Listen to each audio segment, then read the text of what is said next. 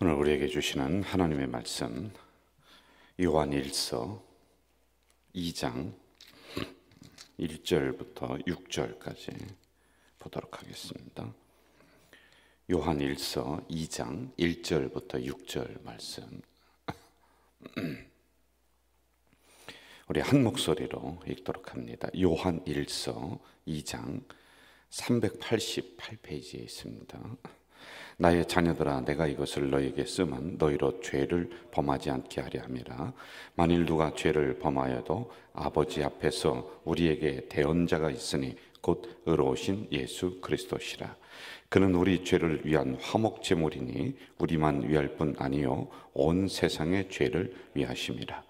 우리가 그의 계명을 지키면 이로써 우리가 그를 아는 줄로 알 것이요 그를 아노라 하고 그의 계명을 지키지 아니하는 자는 거짓말하는 자요 진리가 그 속에 있지 아니하되 누구든지 그의 말씀을 지키는 자는 하나님의 사랑이 참으로 그 속에서 온전하게 되었나니 이로써 우리가 그의 안에 있는 줄을 아노라.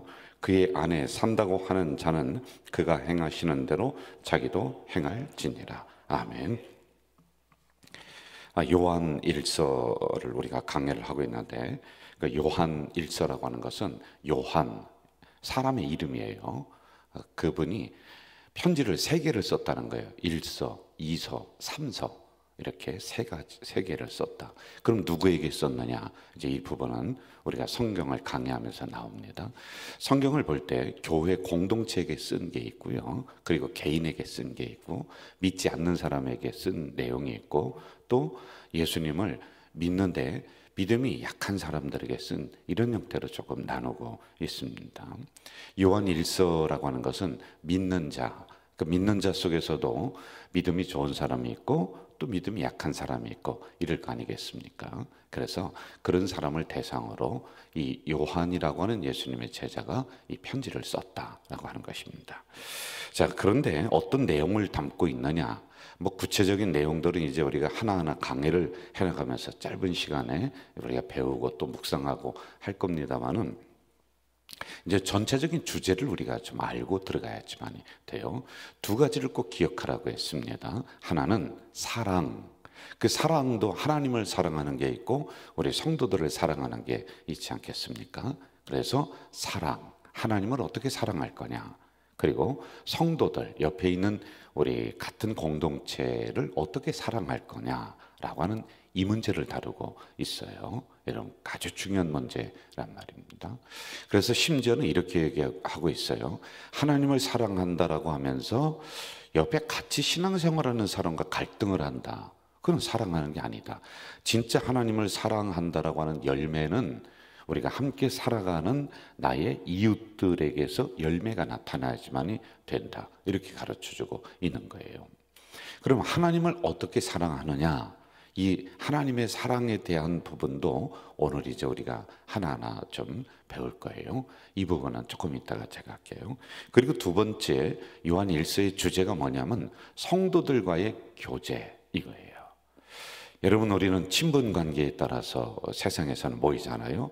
또는 지역 관계라든지 나와 어떤 관계성이 있으면은 그 조직을 하고 그 모임을 갖고 그렇게 한단 말이에요.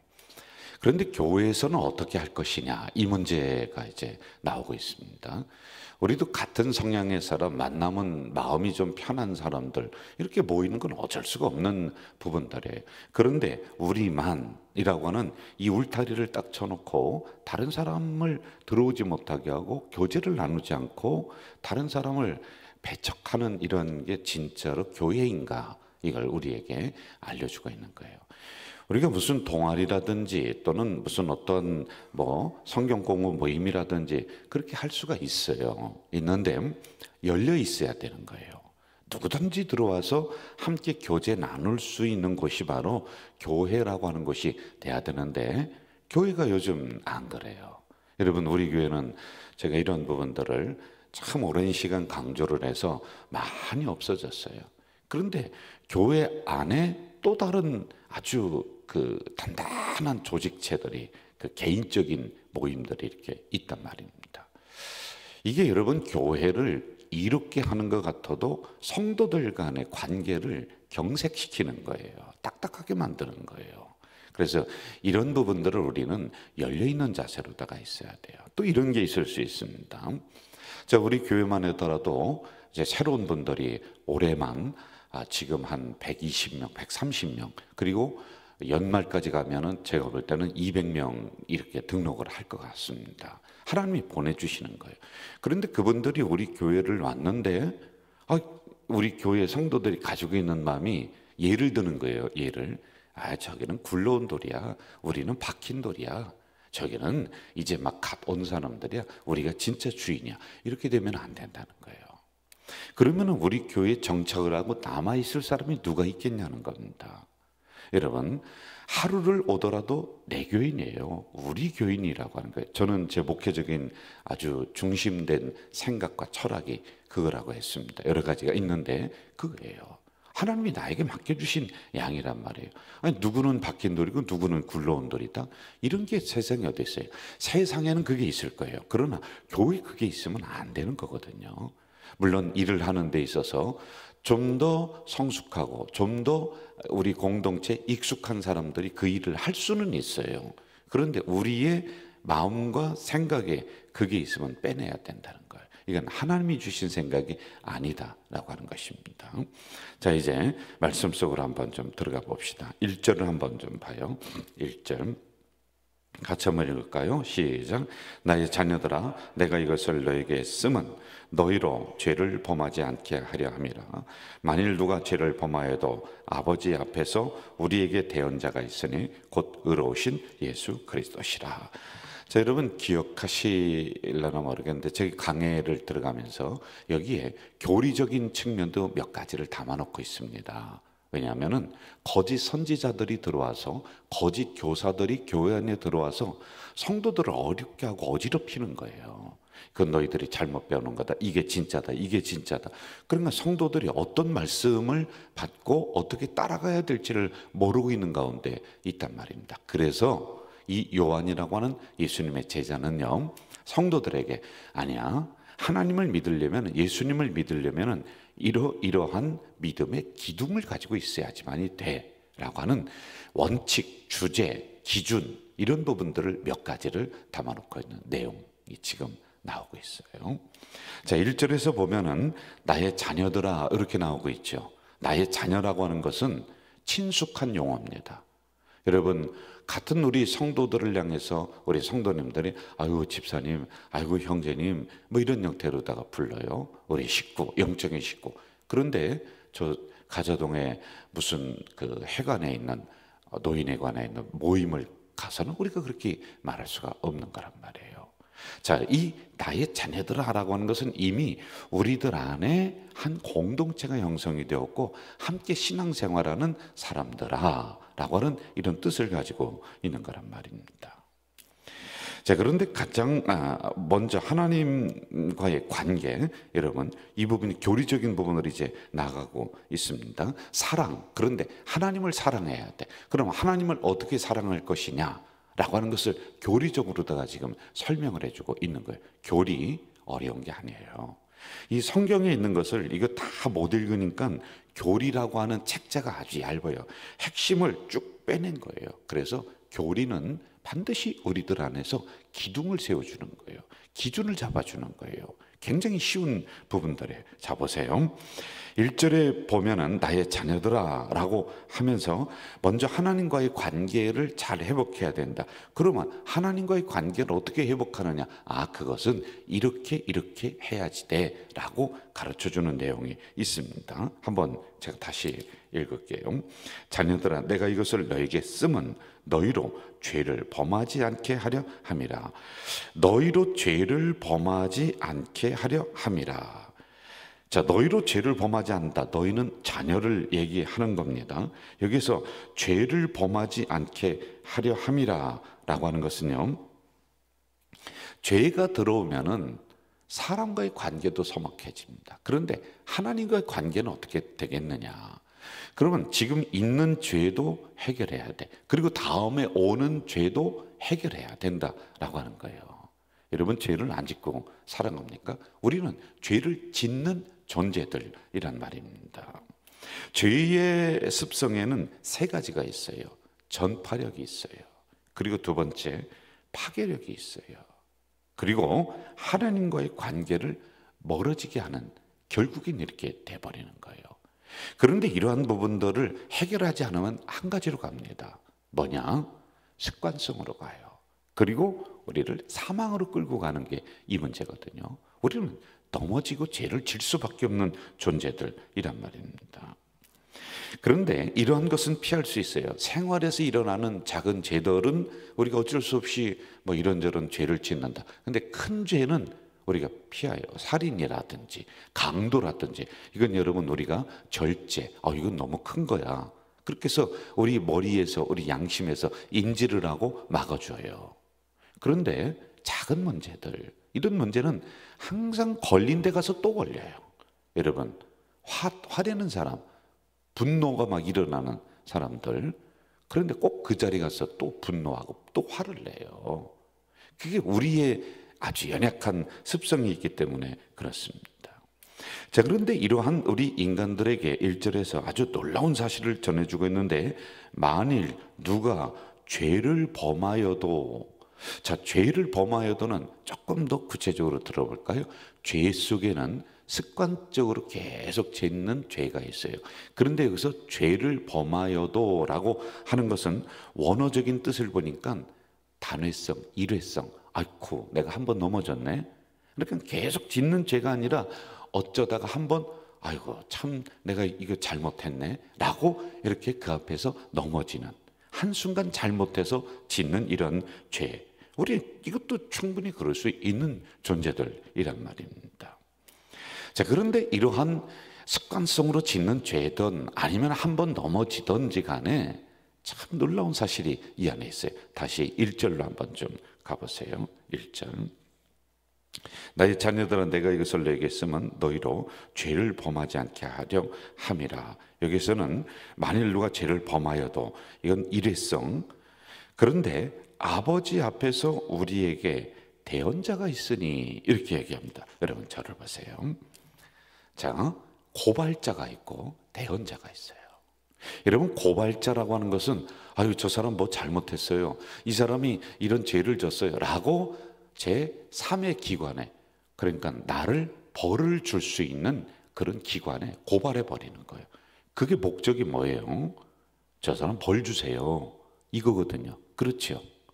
그런데 여기 고발자가 있으니 라고 쓴 것이 아니라 대언자가 있으니 라고 써놨단 말이에요.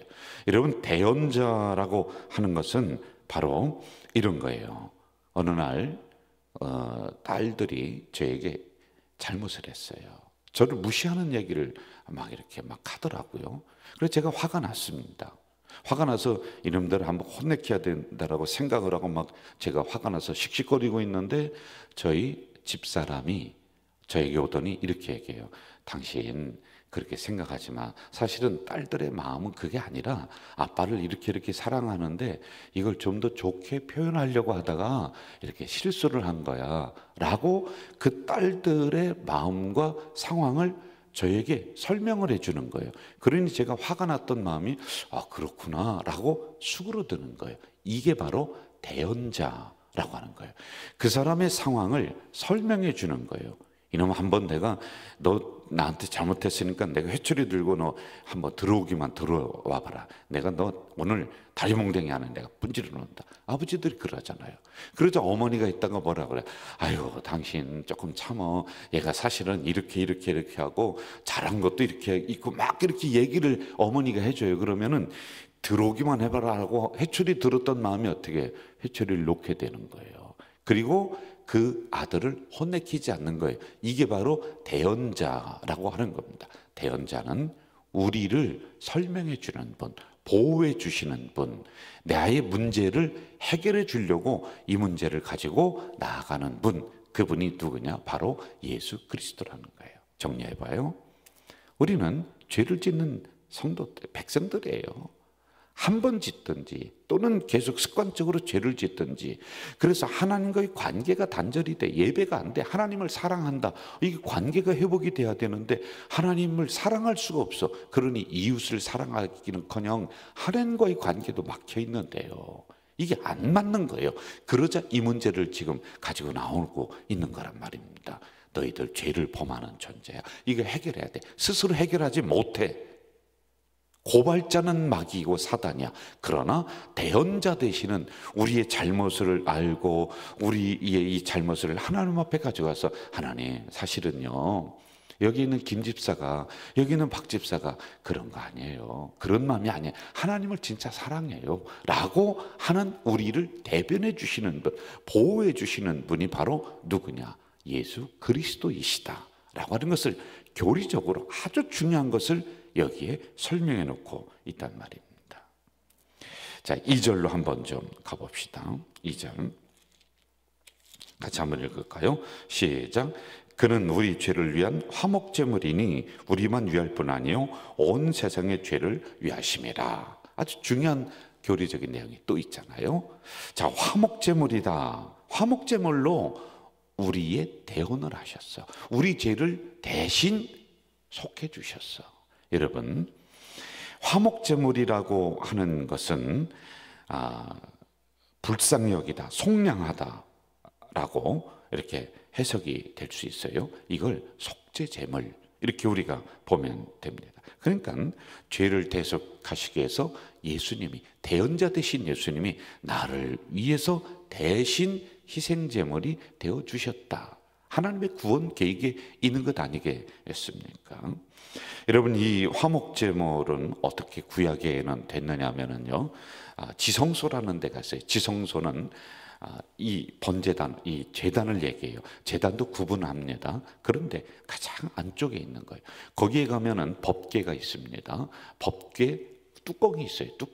뚜껑이 있는데 그걸, 그 위를 지성소 이렇게 얘기해요. 하나님이 가장 중요하게 임재하는 장소, 이렇게 봅니다.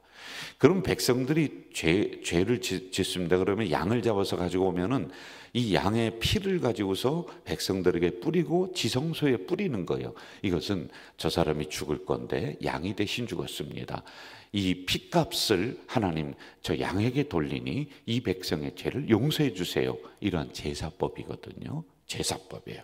자, 그런데 바로 예수님이 이렇게 단번에 우리를 위해서 희생하셨다라고 하는 겁니다. 너희들 맨날 양을 잡아 드릴 필요가 없어.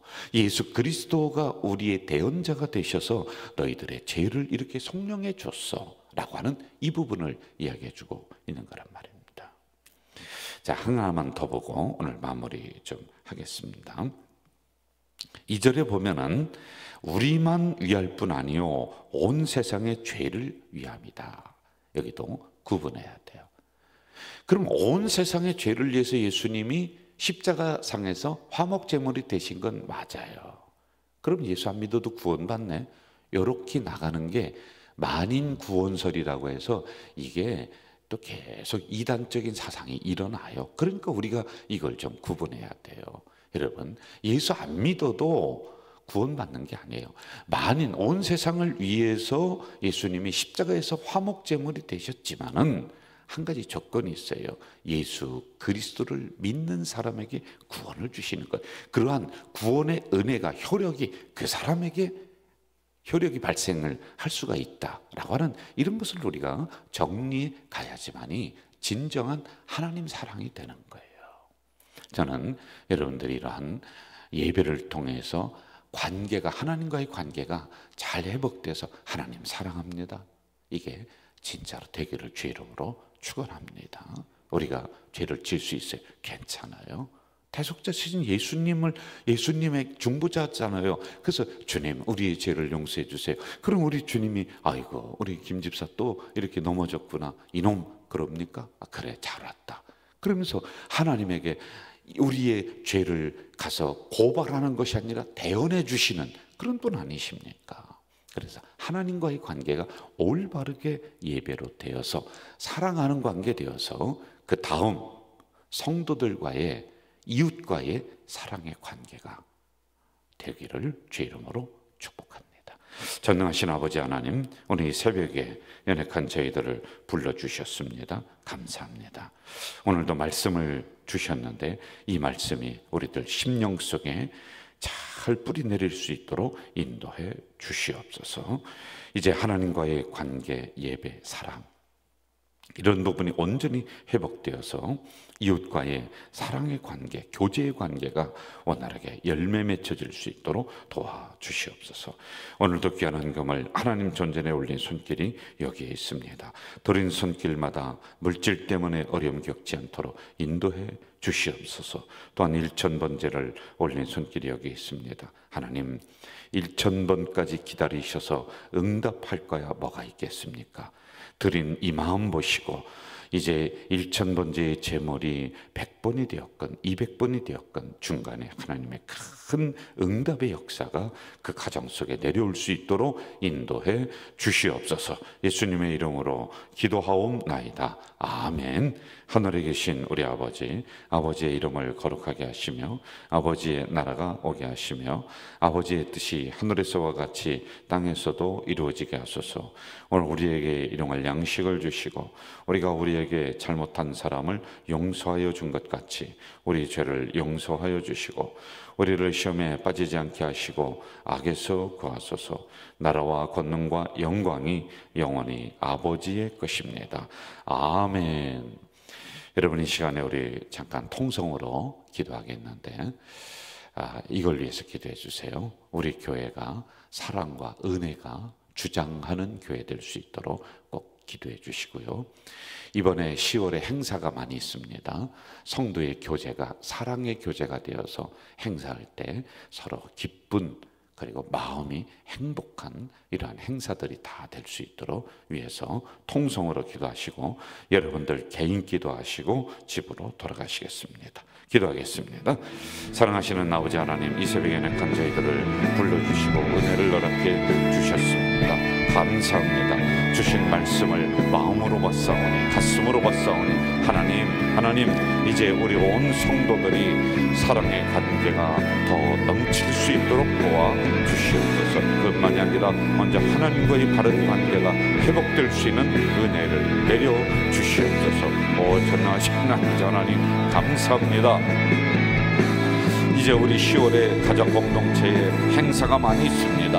하나님이 행사를 할 때 행복한 행사들, 기쁜 행사들이 될 수 있도록 서로 사랑의 관계가 더 형성되는 아주 돈독한 행사들이 될 수 있도록 주님 도와주시옵소서. 하나님, 우리가 서로 조심하면서 정말 상처받지 않는 이런 행사들이 될 수 있도록 역사해 주시기를 원합니다. 전능하신 아버지 하나님, 우리 가족 공동체를 사랑해 주셔서 수많은 백성들을 보내주시니 감사합니다.